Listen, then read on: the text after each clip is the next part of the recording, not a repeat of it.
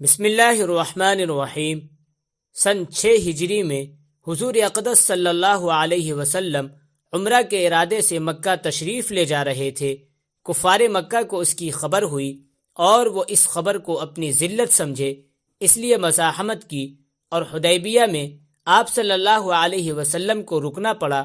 جانثار صحابہ ساتھ تھے جو حضور اکرم صلی اللہ علیہ وسلم پر جان قربان کرنا فخر سمجھتے تھے، لڑنے کو تیار ہو گئے، مگر حضور اکرم صلی اللہ علیہ وسلم نے مکہ والوں کی خاطر سے لڑنے کا ارادہ نہیں فرمایا اور صلح کی کوشش کی، اور باوجود صحابہ کی لڑائی پر مستعدی اور بہادری کے حضور اکرم صلی اللہ علیہ وسلم نے کفار کی اس قدر رعایت فرمائی کہ ان کی ہر شرط کو قبول فرما لیا۔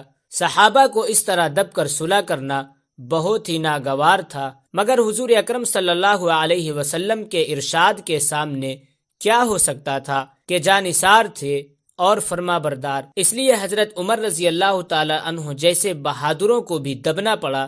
صلح میں جو شرطیں طے ہوئیں ان شرطوں میں ایک شرط یہ بھی تھی کہ کافروں میں سے جو اسلام لائے اور ہجرت کرے، مسلمان اس کو مکہ واپس کر دیں، اور مسلمانوں میں سے خدا نخواستہ اگر کوئی شخص مرتد ہو کر چلا آئے تو وہ واپس نہ کیا جائے۔ یہ صلح نامہ ابھی تک پورا لکھا بھی نہیں گیا تھا کہ حضرت ابو جندل ایک صحابی تھے جو اسلام لانے کی وجہ سے طرح طرح کی تکلیفیں برداشت کر رہے تھے اور زنجیروں میں بندھے ہوئے تھے۔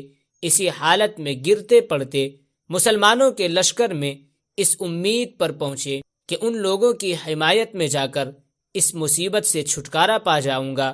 ان کے باپ سہیل نے، جو اس صلح میں کفار کی طرف سے وکیل تھے اور اس وقت تک مسلمان نہیں ہوئے تھے، فتح مکہ میں مسلمان ہوئے۔ انہوں نے صاحبزادے کے تماچے مارے اور واپس لے جانے پر اصرار کیا۔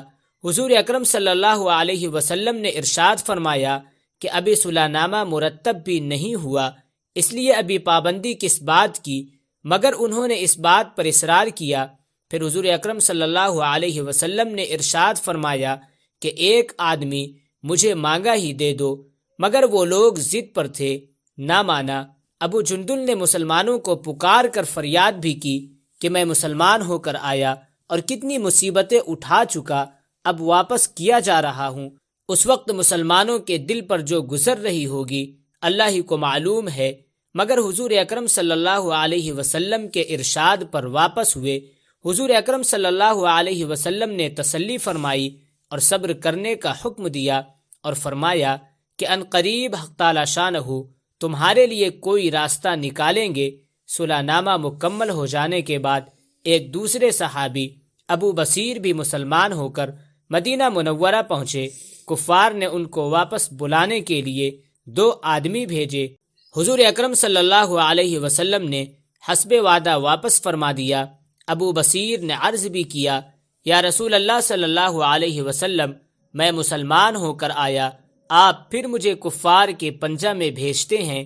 آپ صلی اللہ علیہ وسلم نے ان سے بھی صبر کرنے کو ارشاد فرمایا کہ انشاءاللہ ان قریب تمہارے واسطے راستہ کھلے گا۔ یہ صحابی ان دونوں کافروں کے ساتھ واپس ہوئے۔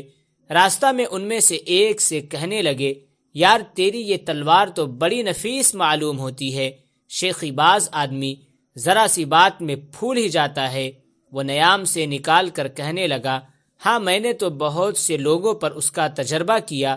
یہ کہہ کر تلوار ان کے حوالے کر دی۔ انہوں نے اس پر اس کا تجربہ کیا۔ دوسرا ساتھی یہ دیکھ کر کہ ایک کو تو نمٹا دیا، اب میرا نمبر ہے، بھاگا ہوا مدینہ آیا اور حضور اکرم صلی اللہ علیہ وسلم کی خدمت میں حاضر ہو کر عرض کیا کہ میرا ساتھی مر چکا ہے، اب میرا نمبر ہے۔ اس کے بعد ابو بصیر پہنچے اور عرض کیا، یا رسول اللہ صلی اللہ علیہ وسلم، آپ اپنا وعدہ پورا فرما چکے کہ مجھے واپس کر دیا، اور مجھ سے کوئی عہد ان لوگوں کا نہیں ہے جس کی ذمہ داری ہو، وہ مجھے میرے دین سے ہٹاتے ہیں، اس لیے میں نے یہ کیا۔ حضور اکرم صلی اللہ علیہ وسلم نے فرمایا، لڑائی بھڑکانے والا ہے، کاش کوئی اس کا معین و مددگار ہوتا۔ وہ اس کلام سے سمجھ گئے کہ اب بھی اگر کوئی میری طلب میں آئے گا تو واپس کر دیا جاؤں گا، اس لیے وہ وہاں سے چل کر سمندر کے کنارے ایک جگہ آ پڑے۔ مکہ والوں کو اس قصہ کا حال معلوم ہوا تو ابو جندل بھی، جن کا قصہ پہلے گزرا، چھپ کر وہیں پہنچ گئے۔ اسی طرح جو شخص مسلمان ہوتا وہ ان کے ساتھ جا ملتا۔ چند روز میں ایک مختصر سی جماعت ہو گئی۔ جنگل میں جہاں نہ کھانے کا کوئی انتظام، نہ وہاں باغات اور آبادیاں، اس لیے ان لوگوں پر جو گزری ہوگی وہ تو اللہ ہی کو معلوم ہے، مگر جن ظالموں کے ظلم سے پریشان ہو کر یہ لوگ بھاگتے تھے ان کا ناطقہ بند کر دیا۔ جو قافلہ ادھر کو جاتا اس سے مقابلہ کرتے اور لڑتے، حتیٰ کہ کفار مکہ نے پریشان ہو کر حضور اکرم صلی اللہ علیہ وسلم کی خدمت میں عاجزی اور منت کر کے اللہ تعالیٰ کا اور رشتہ داری کا واسطہ دے کر آدمی بھیجا کہ اس بے سری جماعت کو آپ اپنے پاس بلا لیں کہ یہ معاہدہ میں تو داخل ہو جائے اور ہمارے لیے آنے جانے کا راستہ کھلے۔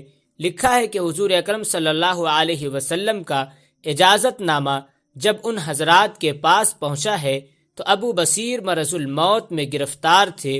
حضور اکرم صلی اللہ علیہ وسلم کا عہد نامہ ہاتھ میں تھا کہ اسی حالت میں انتقال فرمایا۔ آدمی اگر اپنے دین پر پکا ہو، بشرطے کہ دین بھی سچا ہو، تو بڑی طاقت اس کو نہیں ہٹا سکتی، اور مسلمان کو مدد کا تو اللہ تعالیٰ کا وعدہ ہے بشرطے کہ وہ مسلمان ہو۔ اس واقعے سے ہمیں یہ سبق ملا کہ استقامت کامیابی کے لیے ضروری ہے۔ اگر استقامت نہ ہو تو انسان بہت جلد حالات کا شکار ہو کر اپنے ایمان سے محروم ہو جاتا ہے۔ چنانچہ ہمیں بھی چاہیے کہ زندگی کے ہر موڑ پر اپنے ایمان پر استقامت سے ڈٹے رہیں۔ اللہ تعالی ہمیں اس واقعہ سے سبق حاصل کر کے عمل کرنے کی توفیق عطا فرمائے۔ آمین یا رب العالمین۔